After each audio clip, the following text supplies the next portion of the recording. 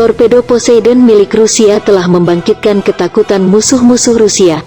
Kemampuan persis senjata itu misterius, panjangnya sekitar 80 kaki, yang membuatnya lebih seperti kapal selam mini atau rudal balistik bawah air.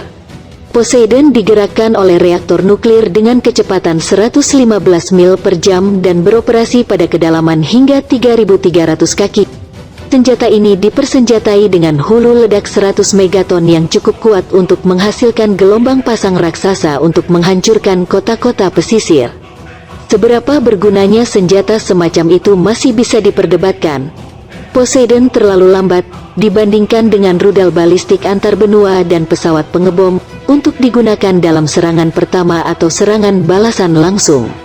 Bergerak dengan kecepatan tinggi dapat membuatnya sangat berisik sehingga radar anti kapal selam dapat mendeteksinya.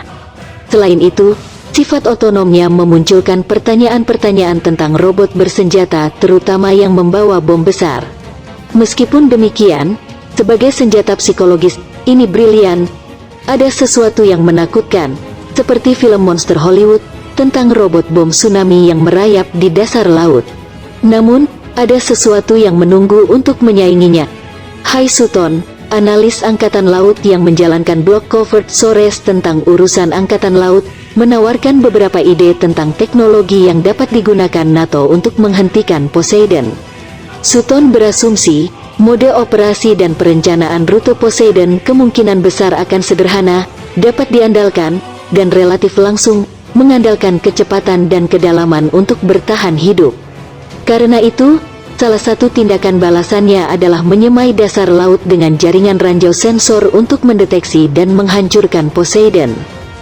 Idealnya jaringan sensor akan menyertakan efektor mereka sendiri, misalnya ranjau bersenjata torpedo untuk meminimalkan penundaan dari deteksi ke netralisasi, karena target akan bergerak jauh lebih cepat daripada target kapal selam tradisional, tulis Sutton, dikutip dari The National Interest. Sutton juga bertanya-tanya apakah Poseidon dapat dibunuh oleh kendaraan luncur hipersonik jarak jauh yang diluncurkan oleh kapal selam Angkatan Laut AS. Muatannya bisa berupa torpedo ringan generasi berikutnya atau muatan kedalaman nuklir yang mirip dengan senjata Subrok, roket anti kapal selam torpedo, tulisnya. Waktu penerbangan yang pendek dan jarak yang jauh dari jenis sistem ini akan memungkinkan pembunuhan jauh di luar jangkauan realistis untuk torpedo dan memungkinkan kapal selam yang beroperasi di Atlantik Utara untuk bereaksi terhadap peluncuran Poseidon yang terdeteksi di wilayah Arktik, jika target sementara itu masih cukup dekat ke sensor yang mendeteksinya. Menghentikan senjata seperti Poseidon kemungkinan akan membutuhkan Angkatan Laut Barat untuk mengembangkan torpedo generasi baru. Keluarga torpedo Angkatan Laut AS dan Angkatan Laut Kerajaan Inggris saat ini dikembangkan untuk melawan kapal selam Rusia yang menyelam dalam dengan cepat, tulis Sutton.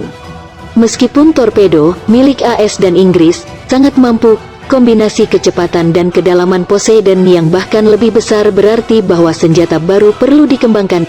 Ini mungkin ditandai dengan peningkatan jangkauan dan otonomi, mengaburkan perbedaan dengan kendaraan bawah air tanpa awak.